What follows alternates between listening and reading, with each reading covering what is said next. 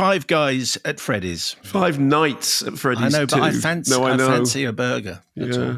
Okay. So this is, I know you've been awaiting this. Yes. What happened in Five Nights at Freddy's 1? I'm so glad you asked. Yes. So this is the sequel to the 2023 slasher fantasy, which was based on the video game franchise created by Scott Cawthorne, who's an executive producer, did the script with Emma Tammy. So the setup originally is there's the night watchman in Freddy Fazbear's Pizza, which is named after an animatronic bear, and the player in the game would be menaced by animatronic characters and traps. And then in the film, the animatronic characters were ghost children possessing the robot animals or something.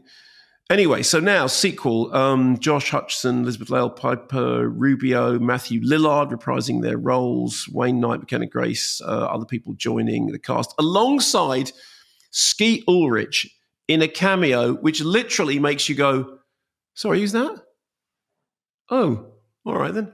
And then when you finally figure it out, you go, I really like the Scream movies a lot more than I like this. And there's also a bit in it in which a car runs over an Elm Street sign. And you go, yeah, fine. So this is apparently set, it's just after the first film, about which, the plot of the first film, I just can't be bothered to remember. So Abby is now separated from, but attempting to reconnect with the animatronic spirit-possessed friends that led to the events of... And then it turns out that there's more than one Freddy's. There's an original Freddy's, and also all the robotic animals.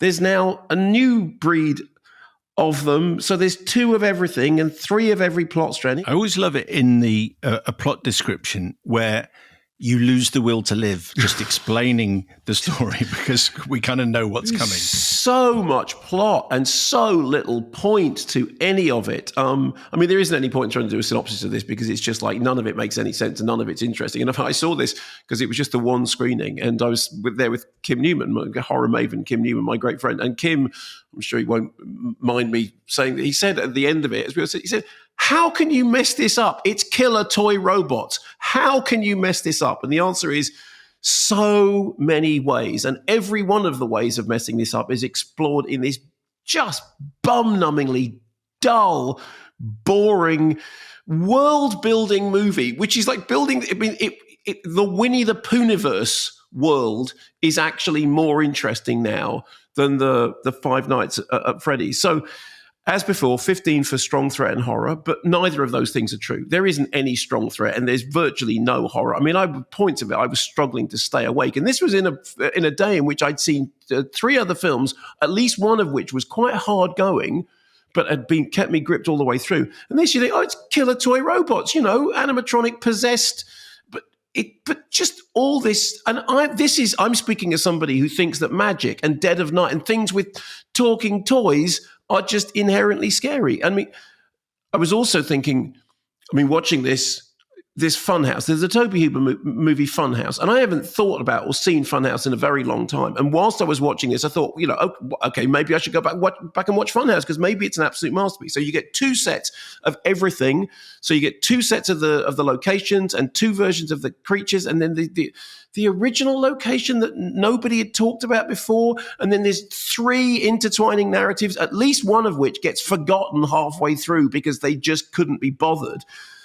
There's this newly menacing marionette. I think the marionette's new because I don't remember the marionette from before, but possibly was there before. I've just forgotten. And I'm at a loss to recall this stuff. And I only saw it yesterday. We're recording this on Wednesday morning. I saw it yesterday at the end of the day, and it's made no impact on my brain whatsoever. The whole raison d'etre of this franchise is dormant, apparently dead and destroyed big animatronic animals whose eyes suddenly light up, or dormant animatronic, apparently dead robotic animals that suddenly bash on the windscreen of your car and it goes bang when they do it. And then all this plot, so much plot. Just so many plots. I don't care about any of these things. I don't believe in any of these people. The only thing that you've got going for you is big, apparently dead, reanimated robotic animal with big teeth whose eyes light up and who bashes on the windscreen of the car. And I mean, and there is, as I said, there is one particular cameo in which the camera creeps up behind this person, creeps up, and then they turn around and you literally go, sorry, who that? Oh, is that who that is? And the other thing is, it doesn't help that before these two movies came out, Nick Cage, who I keep wanting to call Nick Cave, Nick Cage basically made Willy's Wonderland, which essentially is Five Nights at Freddy's, but in which he doesn't say anything. But that's a film in which he's a drifter. He winds up in this place. There's all the creatures, and he just beats them all up. And I mean, you know, the trailer was better than the film, but at least it just consisted of Nick Cage, not Cave, beating up a bunch of big animals. I mean, and the worst, there's not one, not two, but three endings, all of which set up another film coming.